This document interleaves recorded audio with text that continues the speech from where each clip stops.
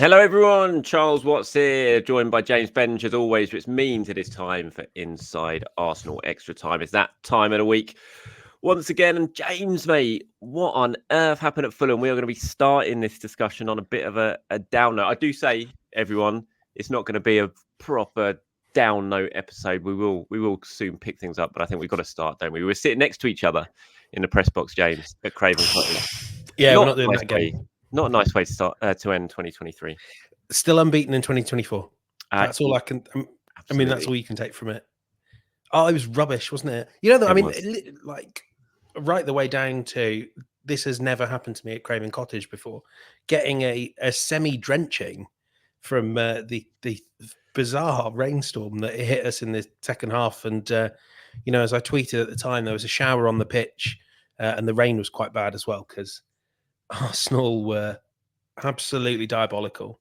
It's so bad that I do almost think you can sort of put it in a lead-lined container, hurl it to the bottom of the Atlantic Ocean, and never speak of it again, because you know there are issues to sort of discuss big picture-wise. But I don't think you'll have many games in the future where every single player, with maybe the odd exception, you're just like, what's wrong with you?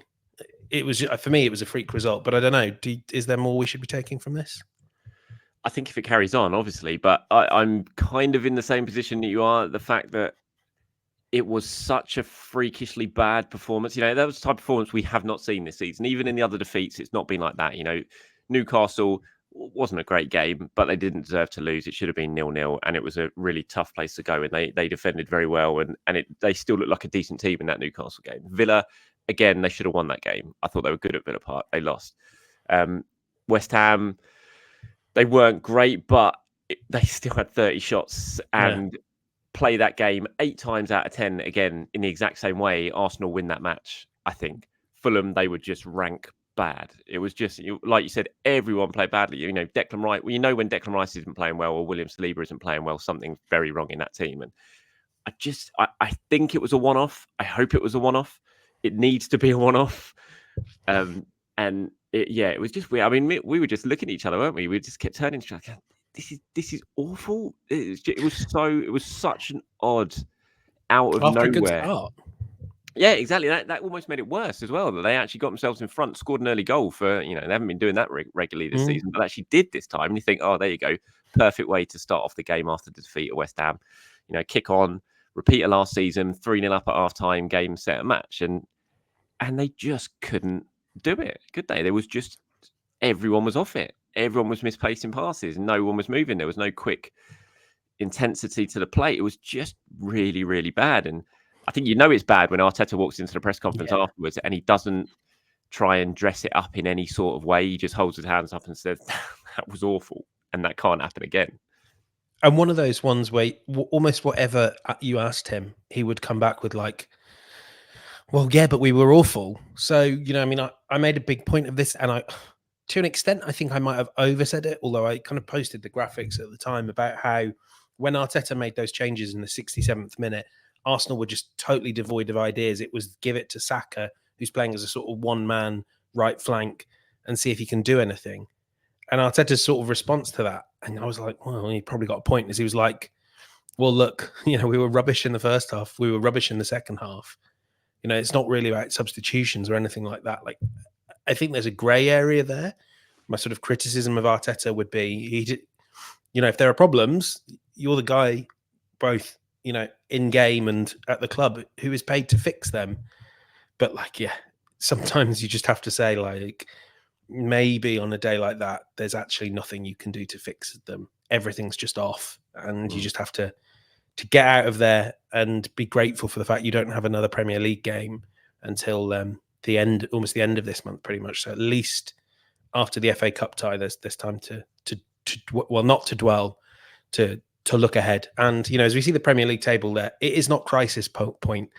It is very disappointing for Arsenal, but 5 points to Liverpool at this stage of the season, that's eminently closable. I mean, City is the worry, especially as we speak, Erling Haaland's back in training. But, you know, people said the title race is done now.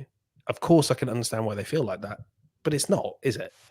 No, of course it's not. Absolutely, it's not. And it's only a few weeks ago the gap between Liverpool and Arsenal was about 5 points, and it can change very, very quickly. But the thing for Arsenal now is that they've got very little room for error because of these two defeats against teams that you don't expect them to lose against. Like you can kind of say Newcastle away, they can lose that game. The way Villa are playing this season, Villa Park away, they can lose that game. So, City got there and lost the season, but home to West Ham and away at Fulham, you can't really afford to be dropping 6 points in those games, and it does leave you very little room for error. And you got the game against Liverpool coming up in about 4 weeks' time in the league at the Emirates, and you kind of look at that now and think, if Arsenal lose that game and the gap stays as it is now, and then suddenly they're 8 points behind and they've already played Liverpool at the Emirates, then it's then you're looking at a bit of a mountain to climb. So yeah, they haven't given themselves much wriggle room now, and that's disappointing. And you look at it, they've taken 1 point from 2 games against Fulham this season. It's just, and that's what cost them the title last season. Because as much as the table might say otherwise, well, I mean, Fulham are still one of those low-ranked teams, and last season, what really cost them the title, as much as it would have helped to beat City once, was they lost so many points to Southampton, to teams of that level. They were giving away points to relegation teams. I frankly think in every other game, and we should say Fulham were brilliant, really good at exploiting Arsenal's bad play, but like Fulham are a team that may well get dragged into the relegation battle. So that there is no way Arsenal can be taking a point from a team like that. I can't see Fulham getting dragged into the relegation battle, I have to say. Not if they play like that. I thought they were very, if they play like that, they're more likely to get dragged into the Champions League battle. I thought they were very, very good. They're a weird side for them, aren't they? It's like they'll go and score 5 a couple of games in a row, and then they'll lose a few in a row. And but yeah, when they're on it, I think they're a decent side. Having Jimenez back and having that focal point in attack, I think helped them a lot. I thought Robinson against Saka was brilliant. I think Robinson is he's a good player. I can see why. Just on my half season. Sorry, we're talking over each other. I was just going to say I could just done my half season team of the Premier League, and he's in it as well as Declan and William Saliba. Mm-hmm. Yeah, I can definitely see why Liverpool be linked with him. He looked very good in that battle against Bukayo Saka. Arteta's subs, you talked about them there, and like you said, you asked him about it in the press conference. It did feel afterwards there was an opportunity, I think, in that game to change things up in the second half, to do things a little bit differently, because clearly what was happening wasn't working, and I felt like he didn't take it in that game. Play Havertz, move Havertz to the 9. Bring Jesus on by all means, but potentially have him in and around Havertz as a focal point up front. So if that last 20 minutes you can cross balls in, at least do something a little bit different. And I thought taking Havertz off was a bit strange. I thought taking Martinelli off was a bit strange. I thought not bringing on Emil Smith-Rowe was a bit strange. It was I don't think, Arteta's made some good substitutions this season. The subs have made a big impact on Arsenal's season so far, but I thought it didn't work. I thought he got it wrong at Craven Cottage, and those subs, they certainly didn't make Arsenal better, put it that way, did they? Yeah, and I agree with you that he has made some good changes, but I don't always think he's the best at sort of changing the way that a game is played and the way it's going. Like sometimes he'll just bring on a player and that player will play really well off the bench, or that player, But certainly I have to say this sort of back three thing, I don't actually think it's ever worked, when they're chasing the game. I think sort of the fact that Reece Nelson scored one of the most thrilling goals the Emirates has ever seen doesn't mean that the system that sort of got you there worked that well. It looked weird against West Ham. It was atrocious at Fulham because no one used the left flank at all. And it just seemed to sort of leave Saka entirely isolated without anyone to overlap for him. So I hope that's a sort of moment to confine that to the dustbin of history, and maybe next time it's sort of something like a 4-2-4, like you say, like get someone alongside Jesus up top. And frankly, as much as it hurts to say it, probably not Eddie Nketiah. Havertz just feels like the man for that role, doesn't it? And I was really surprised to see him go. I know he didn't play very well. He didn't do much when he was on the pitch, but I thought when the game was panning out the way it was, it didn't look like Arsenal were going to find a way through Fulham playing the way they were. So they were going to have to try something a little bit different. And as soon as you took Havertz off, there's basically no one left on that pitch who you could allow you to play that way and go a little bit more direct and try and feed off the scraps and get the balls into the box, because the way things were going, it just clearly wasn't working. And as soon as you remove Havertz from that side, then there's no changing it after that. Yeah.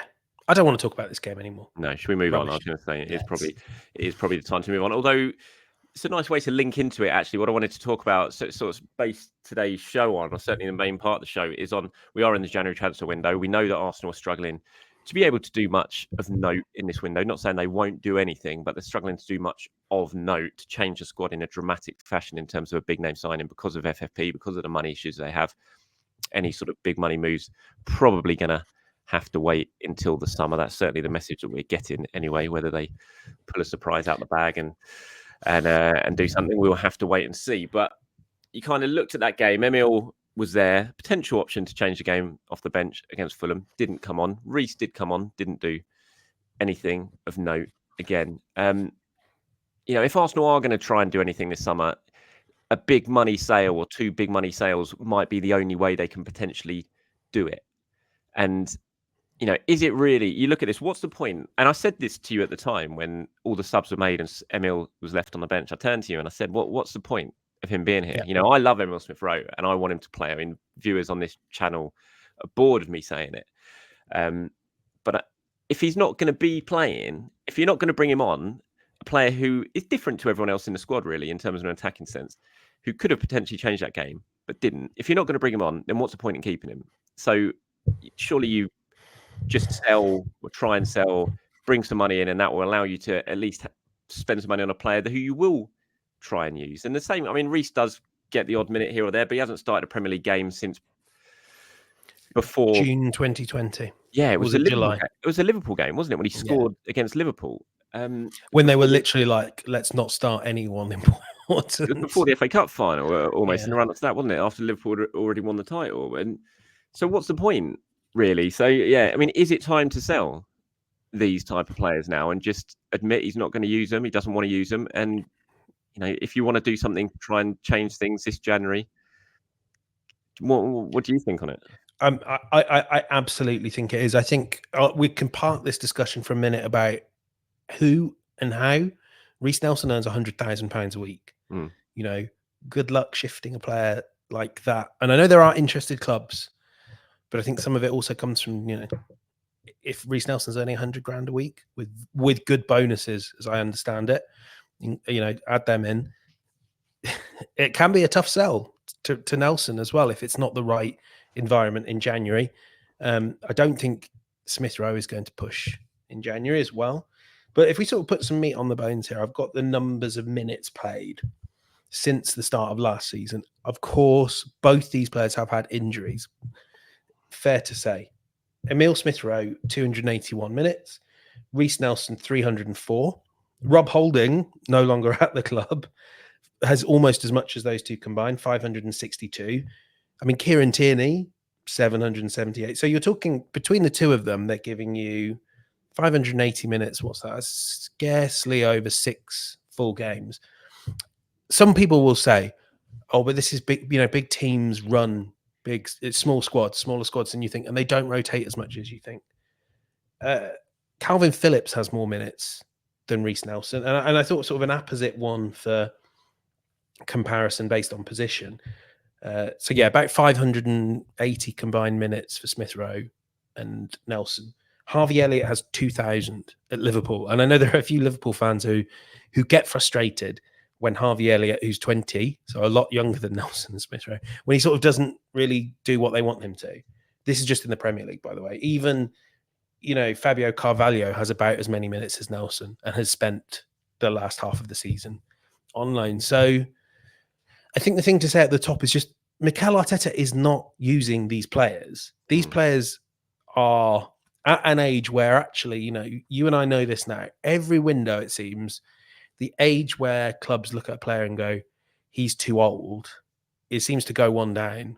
Nelson's 24, Smith-Rowe's 23. If they don't get sold soon, they probably become negative assets. There's sort of players that teams go, there's no resale value at all on a Smith-Rowe, on a Nelson.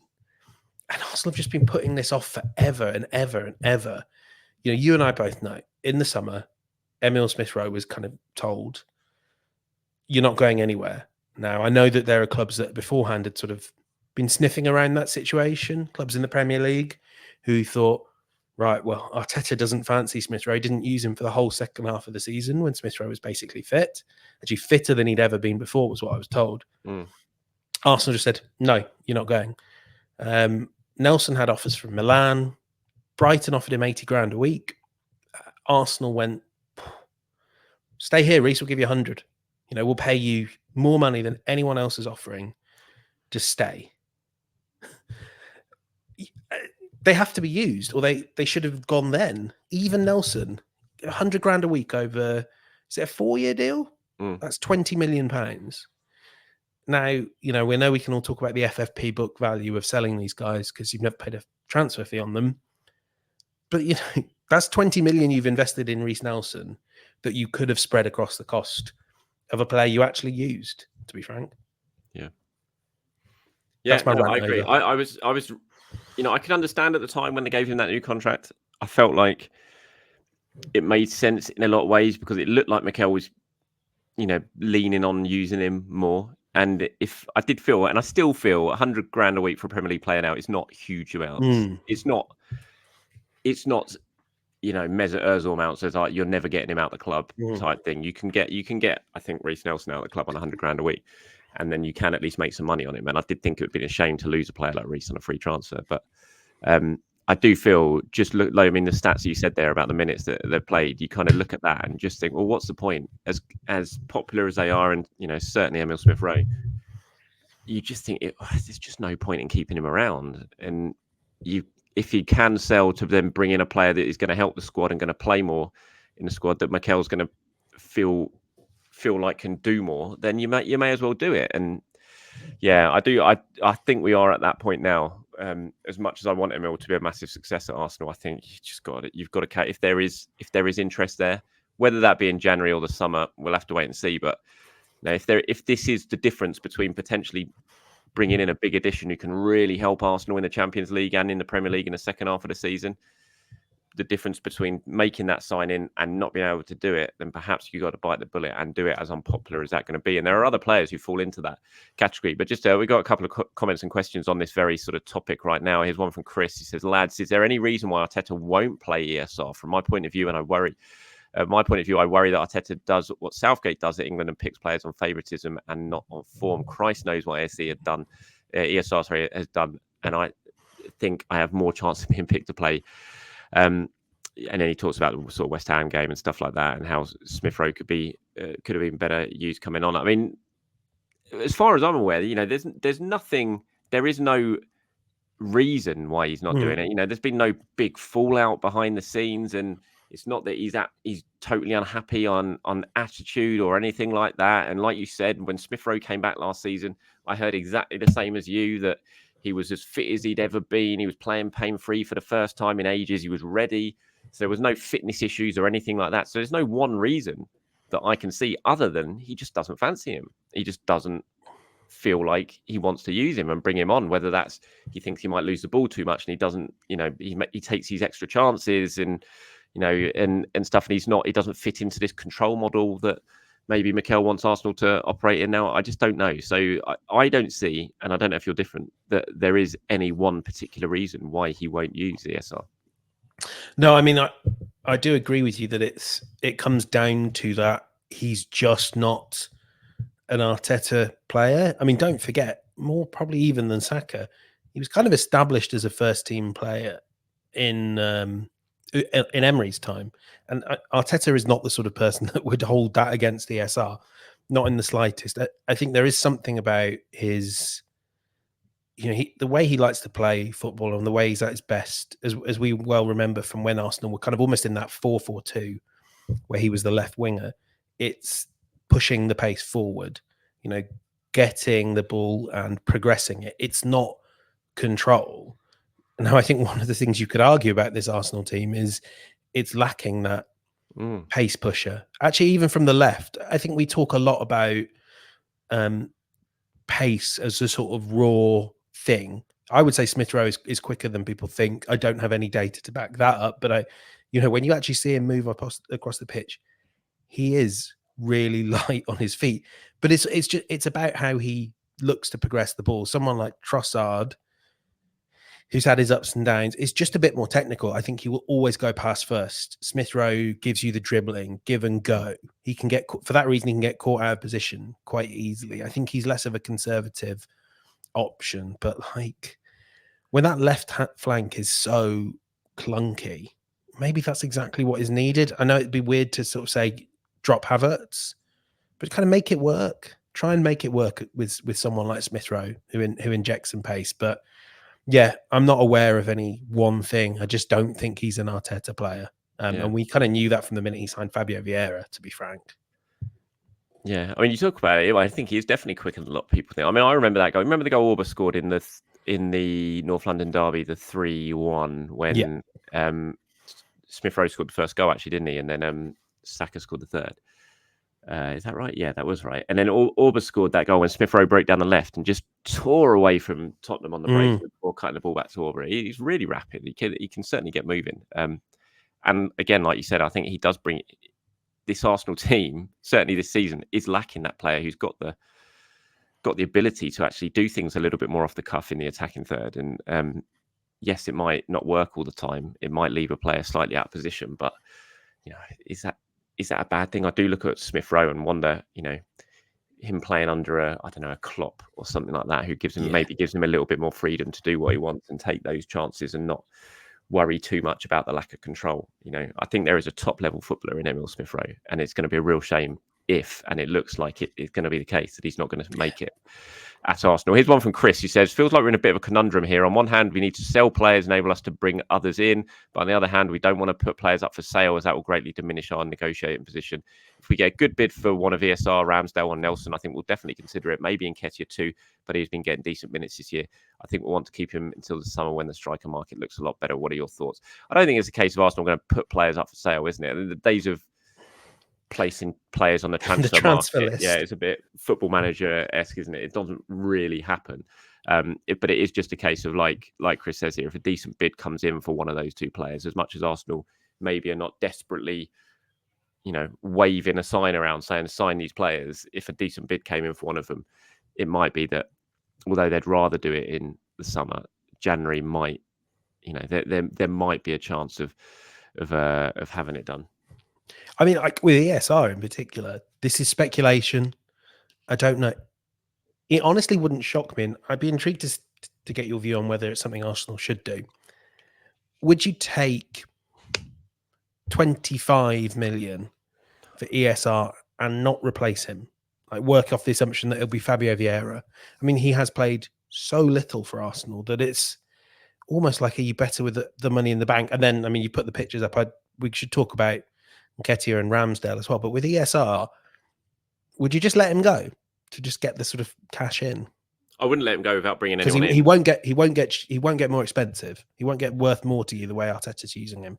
No, but I wouldn't let him go and not bring anyone in January. I don't think Arsenal are in a position in their squad to be able to do that. Even though he's not getting that many minutes now, there could be a time where he has to get those minutes, and I think you'd leave yourself too open. You've got two bigger competitions that you're still aiming for. I think to be able to let a player like Smith Rowe go, I think only way you do that if you've got someone absolutely lined up who that money will be used to be able to sign and to strengthen the bid for the second half of the season. And we've got Eddie and Aaron Ramsdale up on the screen here. If you're watching this on YouTube, these are another two players when you're talking about, is it time to sell? I mean, we know Sammy Mockbell at the Mail wrote a story the other day saying that Palace again are knocking on Arsenal's door and asking about Eddie Nketiah. It's interest now that goes back, years. It's been very, very close to happening at points and then not ended up happening. But that interest remains from Crystal Palace. Arsenal, Sammy reported, had told Palace at this stage they're not willing to consider offers for Eddie this month.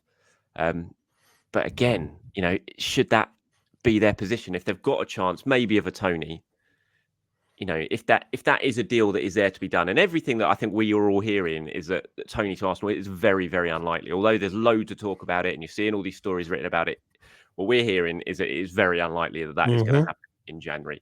That Arsenal are even, that keen on getting it done in January when you got the sort of the finances that are involved. But if that is there to be done, and selling Eddie for, say, I don't know, what would you say? 40 million is a realistic price for Eddie in this market. 30 million. I don't know what you'd say right now is if I don't know if Dominic Solanke's been mentioned at a sort of 60 million pound sort of mark. I'd say 40 million in today's market for Eddie is, what did Balogun go? 30? 30. 30 Yeah. odd. And I think Eddie's far more proven than Balogun is, and scored more goals in the Premier League than Balogun is, and he'd be going to another Premier League club. I think 40 is a realistic number. I'm sticking with 40. If that was there, if Palace came and knocked on the door in like a week's time and said, "Here's 40 million on the table for Eddie Nketiah," if that allowed you to sign Tony or another striker, would you do it? Not Tony. I just don't. I mean, this seems to be Arsenal's view of the striker market as well. I just don't see someone that comes in and changes the club. No. And if you sign Tony, Solanke, who else is? I mean, Solanke's not really on the market either. And we don't really think Tony actually is up for sale unless you come in at crazy money. Yeah. Any of those players, if you sort of have them, if you sign them, you have them in the summer. You just create a sort of headache down the road where, I mean, maybe you can, because Gabriel Jesus is so fluid positionally, maybe you can fit your January signing Gabriel Jesus and the superstar striker into your wage bill, into your squad planning. It seems quite difficult though, doesn't it? So no, I know that Eddie Nketiah is going to infuriate people in the months ahead. I also know he's probably going to score 1 or 2 goals that swing a game Arsenal's way, and that's not kind of ideal. Like, you want someone that does more, but the guys that could do more may well be available in the summer. Osimhen, Sesko, Boniface, take your pick. Like, Arsenal will have Champions League money, and we forget when we talk about all the FFP stuff. In a few windows time, you would hope that Arsenal will year in, year out be having that extra 40, 60 million of Champions League money to play with in their FFP calculations. They haven't had that whilst they built a Champions League contender, which I think they are.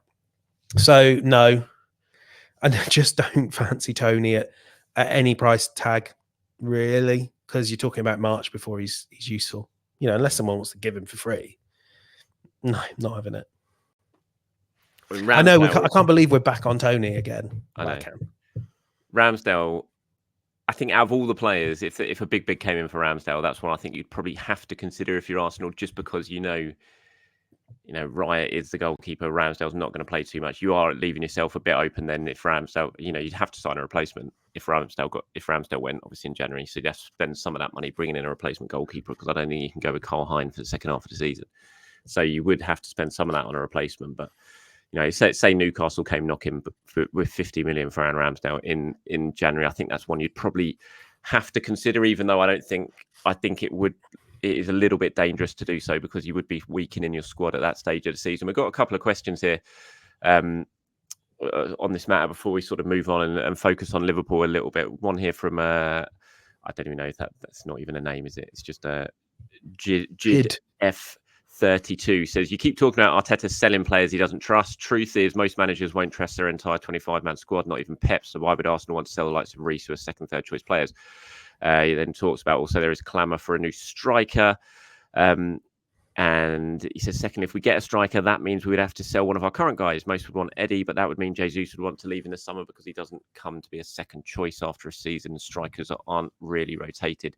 We would find ourselves trying to find another second choice striker in the summer, and that would be a vicious cycle. And kind of following on from that, this one from the review guy says, hi Charles, great content. My question is, if Arsenal were to sign a striker this window or in the summer, what would that role be? What would be the role of Jesus? Do you think Arteta would bench him? For me personally, I'd like to see Jesus play as a 10 with Odegaard.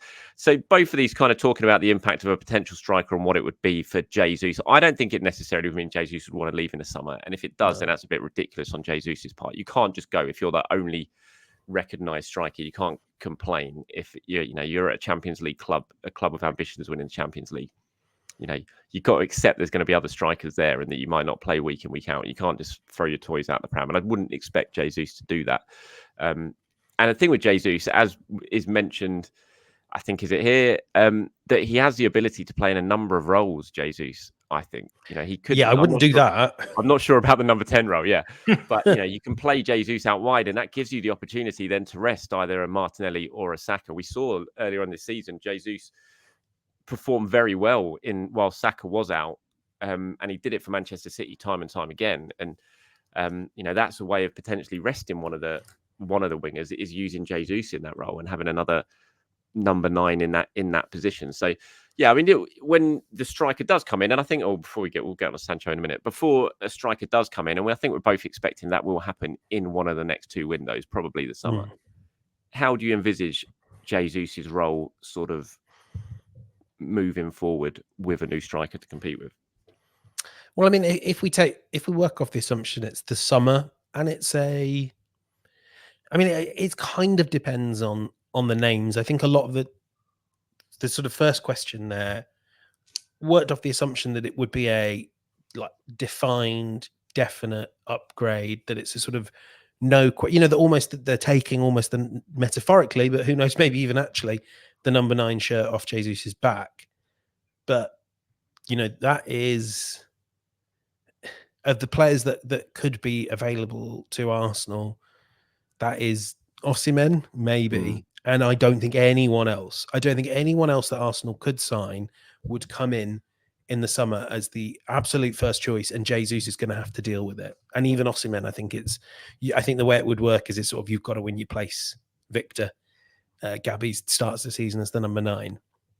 Like, I think a lot of the players that we talk about, as exciting as they are, would come in knowing they have to take the starting role off Jesus, that they would almost be the rotation option. And then, like you say, there would be games where new striker, whoever it might be, plays alongside Jesus, or Jesus plays on the left or right, and you open up competition. So I think that's a little bit a little bit of an unnecessary worry. And look, this is elite team sport at the highest level. You have to expect that every season your jersey's up for competition. I mean, we've both. I mean, I've certainly reported, and I know you have as well, on Jorel Hato, the young Ajax defender. I mean, one thing I hadn't appreciated, and I thought Sam Dean quite nicely noted in his piece today, that's a real gauntlet thrown at Jakub Kiwior moment, that, isn't it? Even just the reports of interest and Arsenal doing their work on this sort of centre-back, left-back hybrid player, that's a challenge to Kiwior. You've got 6 months to prove that we don't need to spend that money. That's the nature of it, and that's what you want at Arsenal. I think one of the sort of criticisms you'd make of latter day Arsene Wenger is there were too many players that were just sort of picked up, like an El Neni, just to plug a gap in the squad, and like a Cedric in early Arteta times, that they were just there. They were sort of like, well, we'll play if we need to, mate. I think the Arsenal squad needs to be one where, I mean, look, JDF32 is right to say you'll never have 25 players that are all in line. But actually, you go and look at what Pep does sometimes. Jack Grealish will not play, or Riyad Mahrez, when he was there, will not play for like 4 months as a starter. But then they can win it back. And there is real competition for among about 20 players. That's where Arteta needs to be better, though, isn't it? I think is keeping those players more involved who aren't in the team there and then, keeping them involved, making them feel like they can win their place back. And I think with Arteta, there's definitely, if you're out in the cold, you feel very much out in the cold, and you don't think you've got a chance really of winning your place back. And when, this comment here says most managers won't trust their entire 25-man squad. I think when you look at certainly Pep and even Klopp, they use their lesser players far more than Mikel does. When you're talking about Smith Rowe and Reece Nelson, and you've highlighted some of the players at Liverpool, like your Curtis Jones or your Harvey Elliott, players like that, they do play more, they do get more minutes, and so they do feel more involved, and they are more ready to hit the ground running when they are called upon, because they've just played more football. And I think that's what Arteta definitely needs to work on. Interesting here, I thought, when he's talking about the clamour for the new striker and how it's not well thought out, he said first thing is that our current strikers aren't scoring a lot because of the style of play and how everything goes for our wide forwards, who prefer to drift in and shoot and make crosses to to the other wide forwards, it's not because they aren't getting into good areas or they're missing tons of chances per 90. The new striker would get the same amount of service. And when I was watching that Fulham game at the weekend, that was constantly going through my head of like, even if Arsenal had a Tony or whoever the players who have been linked in terms of the strikers, I didn't see them making a difference in terms of how Arsenal were playing in that game, just because of the way Arsenal are playing. And that's why now, if I had £60 million on the table right now and said, what player would you sign for Arsenal now, right now, I'd be still going for another wide attacking forward rather than a central striker. I'd be ploughing that money into Pedro Neto or someone like that who could really come on. And I just think the way Arsenal play would be more important right now. There's definite need for another striker, 100%. But I think now, here in January, I still think that if you're going to improve the attacking department, it'd be a winger for me. But that is personal opinion. Talking about wingers, look at this man here on the screen. This is an interesting one. I think you wanted to talk about this, didn't you? On a Jadon Sancho, who it's not done yet, but very, very close to returning to Brisbane. Very, very close. Yeah, on loan. Signing that has not worked, it's safe to say, for Manchester United.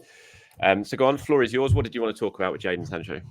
Yeah, I mean, when I posted a story this morning just saying it's very close to being done, it just hit me that, I mean, obviously people have mentioned it, I've seen it in chats and the like, but someone just said Arsenal should have been all over this. And I think one thing I would say is obviously Borussia Dortmund get a better deal out of Manchester United than their great rivals Arsenal would.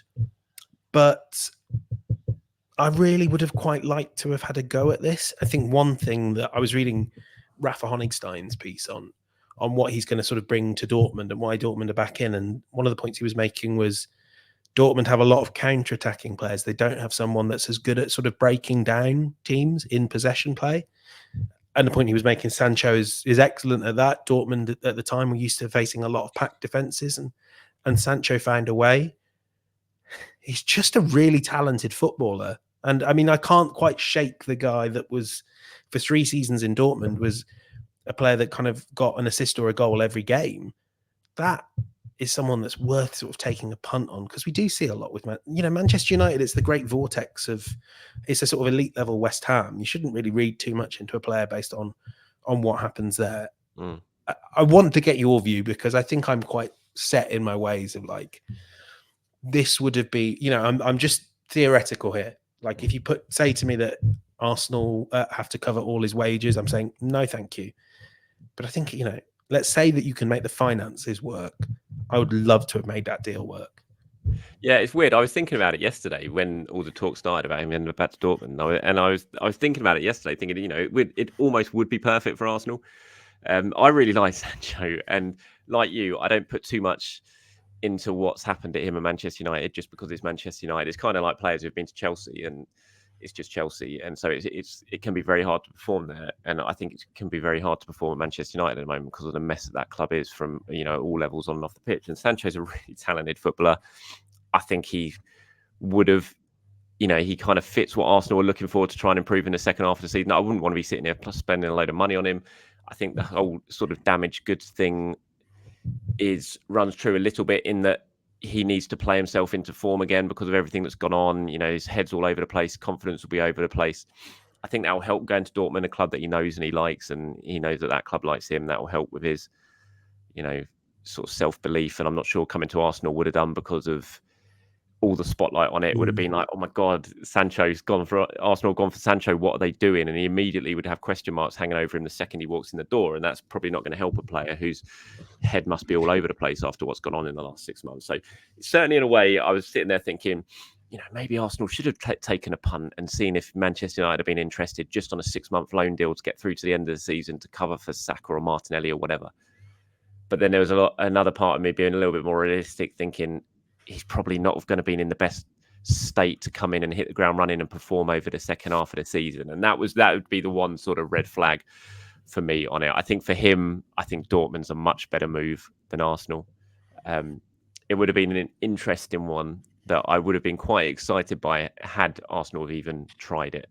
I can't imagine Manchester United would have allowed it anyway, but yeah, that's my kind of views on it. I just think Dortmund for him works an awful lot better right now than somewhere like Arsenal would have done. Phenomenal deal, by the way. I mean, that's the other thing: 3.5 million euros loan fee and a bit of wages.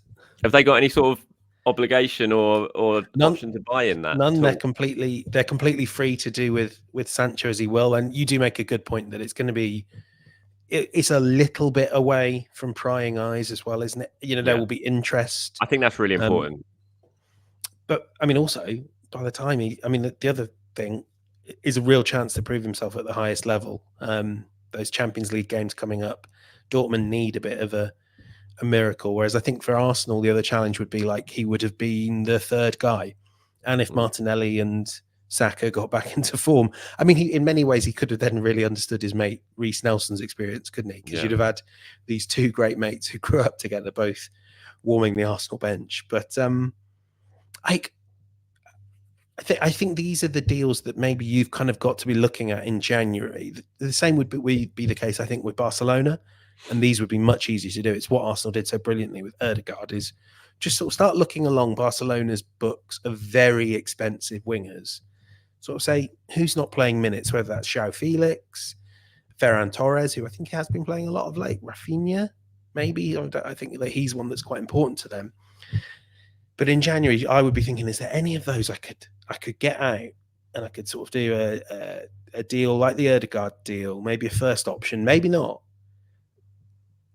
That might just, I mean, it's not what we're expecting. You know, we're expecting a defender maybe to come in on loan. But I'm like you, I think getting someone that could ease the burden on Martinelli and Saka would be much more valuable right now, even with sort of the looming departure of Tomiyasu and no real sign of Partey coming back anytime soon. Yeah. I do think getting a defender is really important. I definitely do think getting a defender, loan, whatever. I just think that extra little bit of cover is going to be really important to Arsenal in the second half of the season. But yeah, I think a winger and another option in an attacking sense to do it would be a real boost as well. Right, Arsenal versus Liverpool this weekend at the Emirates. Second of 3 meetings in fairly quick succession between the two sides. 1-1 in the first game. We'll wait and see what happens this weekend. And then we've got the big league game coming up at the start of February as well. Interesting one this week. I mean, it's a really important game this for Arsenal because of what's happened in the last couple of games.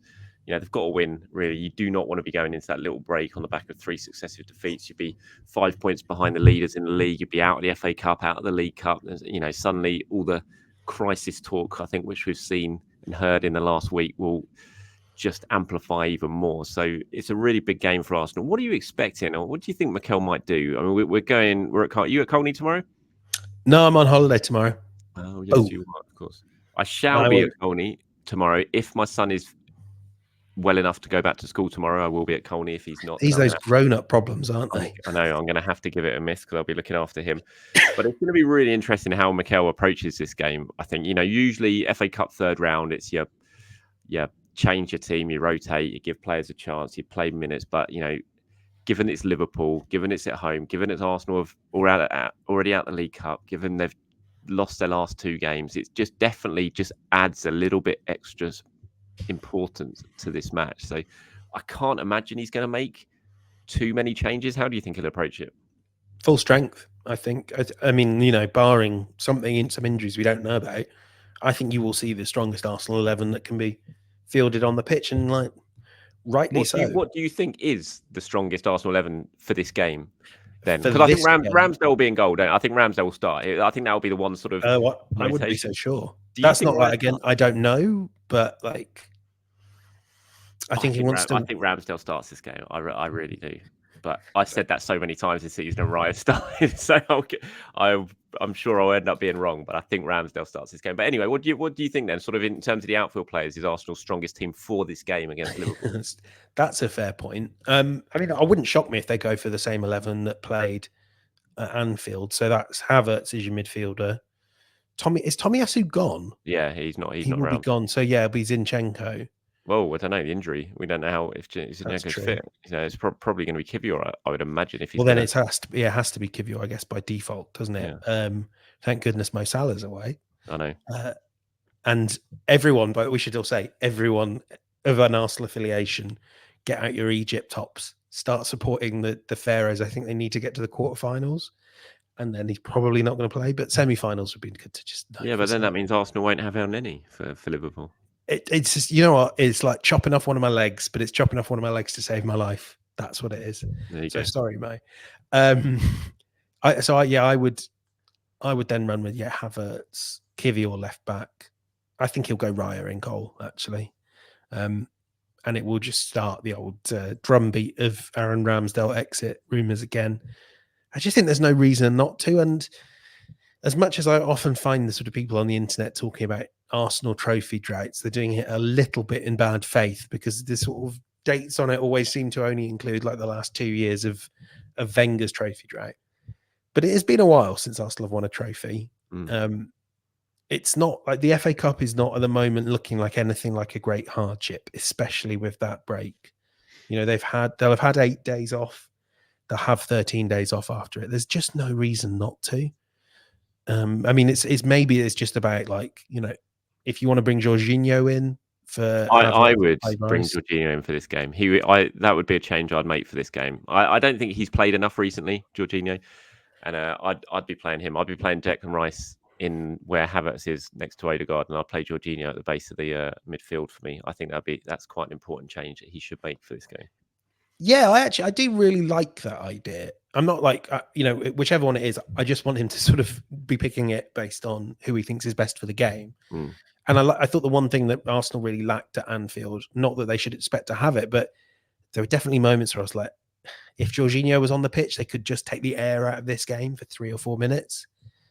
And I think, especially at the Emirates, that might be quite a worthwhile tool. Jesus up front. Martinelli and Saka, they'll get back into form. I don't see any reason to doubt that. And I think this is a really big, exciting game. And I also think for Liverpool, who have the EFL Cup semi-finals to think about, and I know Klopp's not obsessive about the FA Cup, so they've got 3 days. 3 days after this game, they've got Fulham, mighty Fulham, who they will no doubt be fearful of.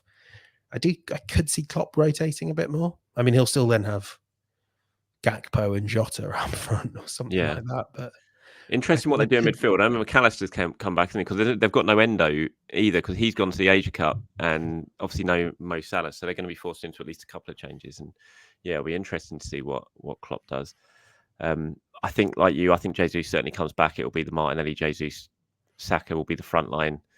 You know, Odegaard, Rice, they're definitely going to play. I think that the key thing, I'd be going for Jorginho. It wouldn't surprise me at all if he does just stick with the same, you know, Havertz, Odegaard, and Rice. But I just feel like this is a game for Jorginho to come in, and I think it would probably be the same for the league game against them as well. And Kivior at left back. He wasn't great at Fulham, was he? I quite like Jakub Kivior though. I do, but it is hard, isn't it? I mean, he's not a left back, and so it's sort of square peg around holes as well as he can do that job, and he's shown he can do that job. He's not. Can I ask you a question on Kivior and the back four?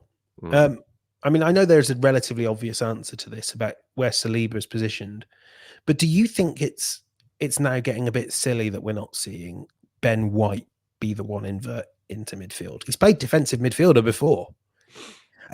Everything changes. I think it's a bigger change than people appreciate. But maybe an FA Cup tie is the game to say, well, what happens if Saliba's the right centre back, Gabriel's the central centre back, and we just flip around the inversion? What happens? Yeah, I mean, it could do. You feel like he's got the tools to do it. It's just whether they've worked on it at all and to just suddenly do it, because it would take quite a bit of working on it. I do wonder with Ben White as well. He's clearly struggling at the moment. You know, he's not 100%. We know that.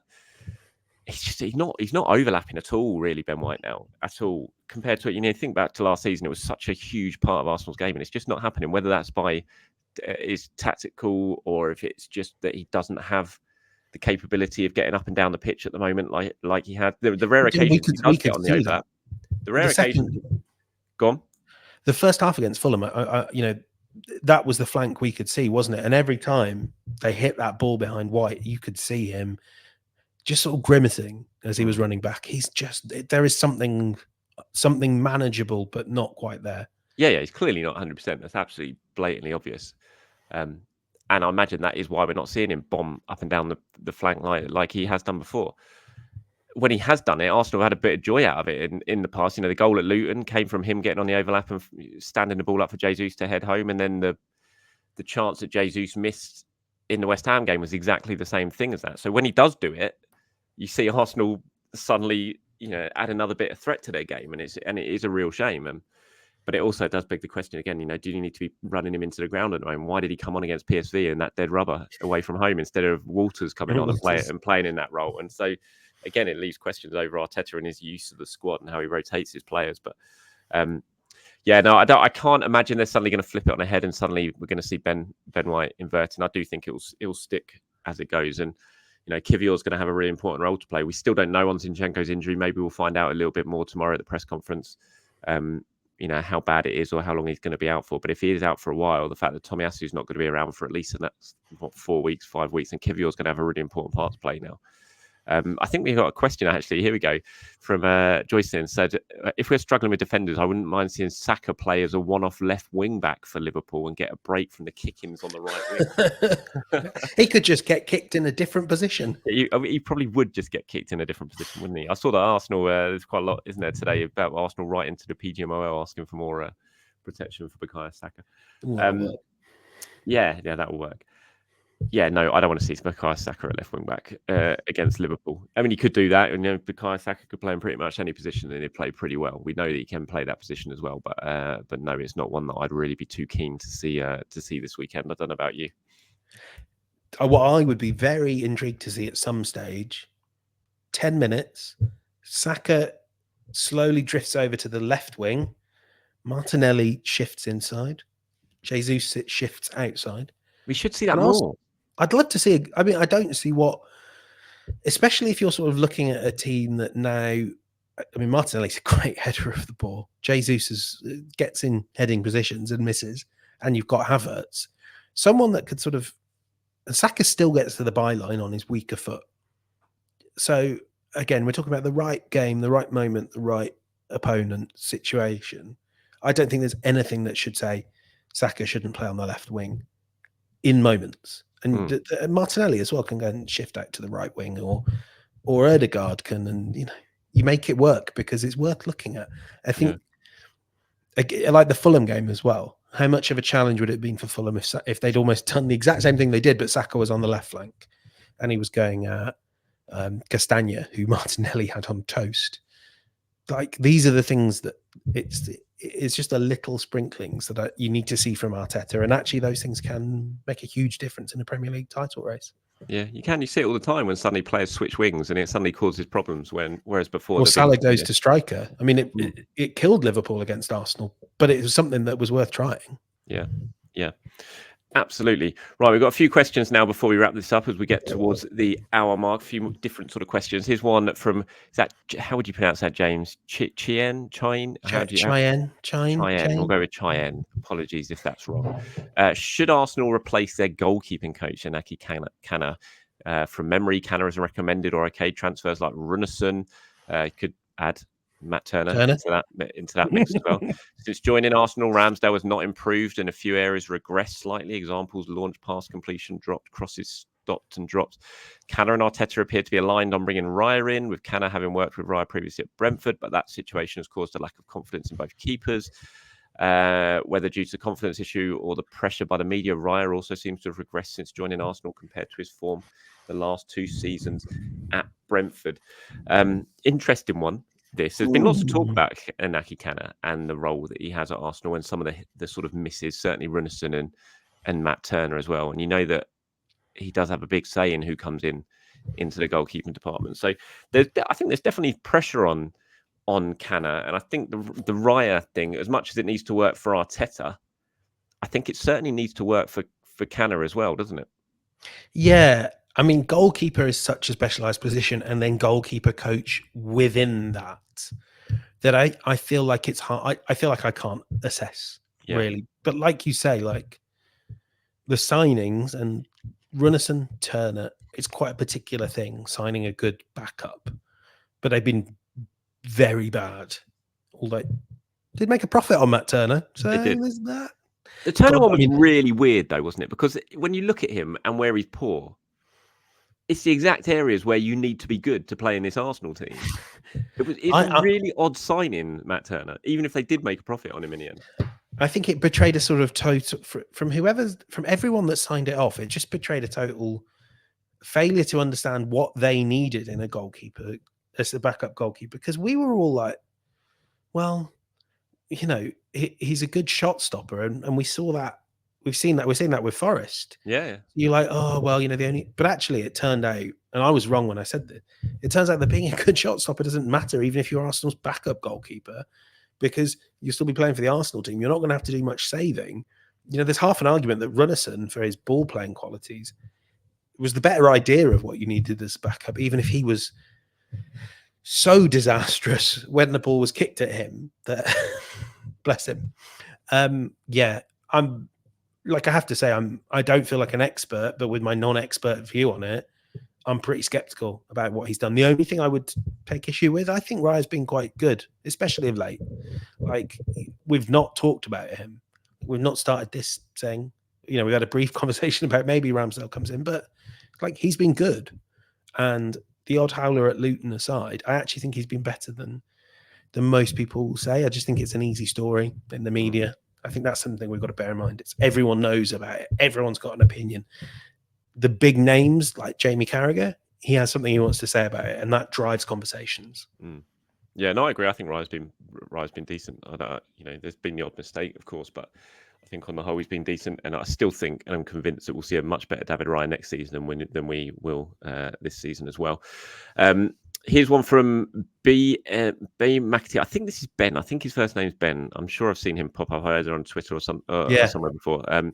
Says extra time, a random one. Which previous season does this current one remind you of? For me, the 2007-08 season when we pushed for the title and did well in Europe with a great young team. I see some similarities with the 2013-14 season too, where we finally ended the trophy drought. This doesn't remind me of 07-08. Last season reminded me massively of 07-08. I thought they were really.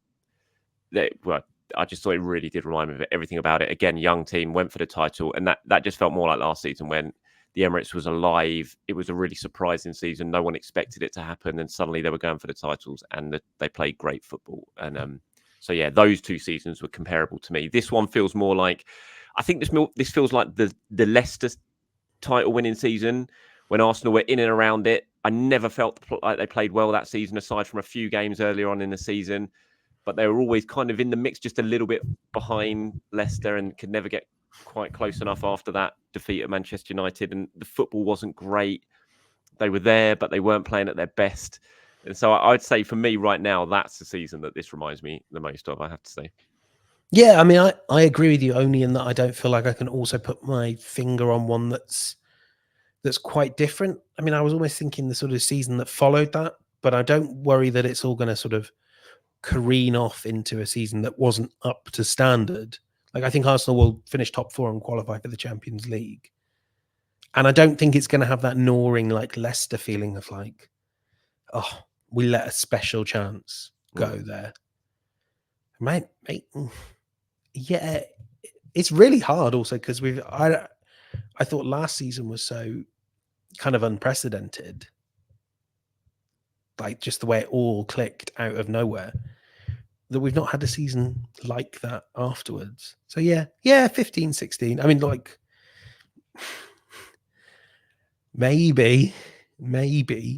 No, actually, I'm changing my mind. 97, 98. There were times that season, remember? I do remember. November of that season? I remember losing to Blackburn 3-1 at the Emirates. I think that was early December, and they were booing. The Highbury emptied out. Kevin Gallagher scored a late goal to make it 3-1. Not quite as young a team. Out. And then Arsenal went on that amazing run and won the double. That'd be nice. Yeah, it would be all right. I don't know if that will happen. 01-02, the double season, the second double season. Oh, sorry, the third in history, but the second in a row, the second in quick succession for Wenger. In November that season, November or early December, Arsenal lost 4-2 at home to Charlton. Klaus Jensen scored that amazing lob. I was there with my brother, who was a Charlton fan, who was sitting next to me because my dad couldn't go. And I had to sit next to him for 90 minutes watching Charlton beat Arsenal 4-2, with him digging me in the rib the whole time. And then a couple of weeks after that, they lost 3-1 at home to Newcastle. 2 games in quick succession. Everyone thought it was over. everyone was miserable.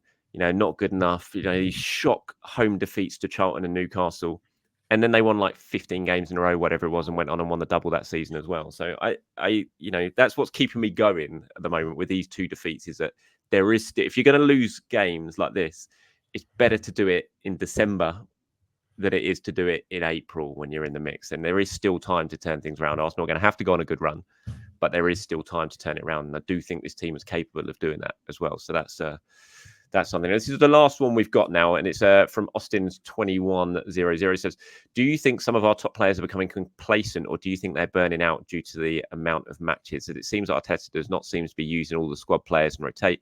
Good example was our last Champions League group game, where we still played most of our key players. Of course, talking about the PSV game there. Wenger used to use these situations to give more minutes to youth players and other players in the squad with less minutes.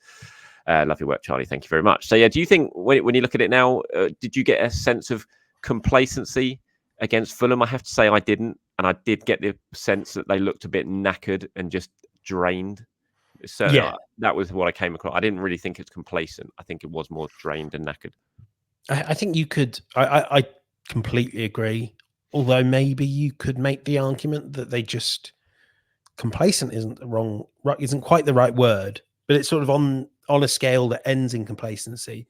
Mm-hmm. The way they responded to that opener, I just thought they were like, yeah, job's done here. Yeah, maybe.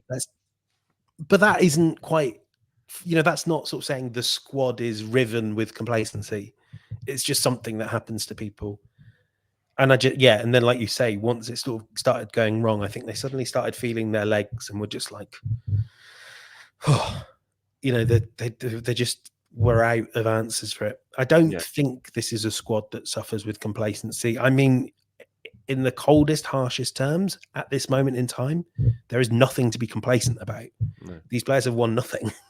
Like, this group of players is not the squad that won the FA Cup with Arteta. So, and I don't really hear that complaint very often, that like this squad's got complacent. And I know that if I did, within a few weeks, Arteta would be bombing a few of the guys out, wouldn't he? Yeah, absolutely. 100%. There's one thing that Arteta won't have is complacent players. No doubt about that. Look, we're over an hour now, mate. Thank you very much, as always, for your company on this week's episode of Inside Arsenal Extra Time. What's the plans for the weekend? Oh, you're on holiday, aren't you? Yeah, always book holiday in January. When are you going? When are you coming back? I'm back on the 16th, but I think we're going to try and squeeze in a show while I'm on the beach. Yes. Mostly because, look, I want these January clicks coming my way and that January viewership. I'm sure your fiance is going to be very, very happy with. She wants those January clicks. And you sitting on the bench, sitting on the beach, talking to me on your holiday. So yeah, you're back before Palace, aren't you? Yeah, I'm back before Palace. Yeah, I'll see you for that. All right. Well, I shall be at the Emirates this weekend. I'll be in the stands. Well, I'm hoping to be at the Emirates this weekend. Bloody tube strikes, which is going to kicks in at 5:30, so about half time. The tube strikes. But they've said that they will try to run. They've said they'll try. Believe that when I see it. I believe that when I see it. It's going to be carnage afterwards. Anyway, trying to get back to Paddington for me. But yeah. Anyway, I will be there. So enjoy your holiday, mate. Have a great time, and we will be. I'm sure, like you said, we'll be joining up at some point next week in you in sunnier climes. Maybe you'll have a. I'm going to be unbearable. Nice sunny backdrop for the pod next week. Have a good one, mate. Thank you everyone for watching. Appreciate your time as always. Have a good start to 2024, and yeah, we'll catch up with you next week. Have a good one. See you soon. Bye bye.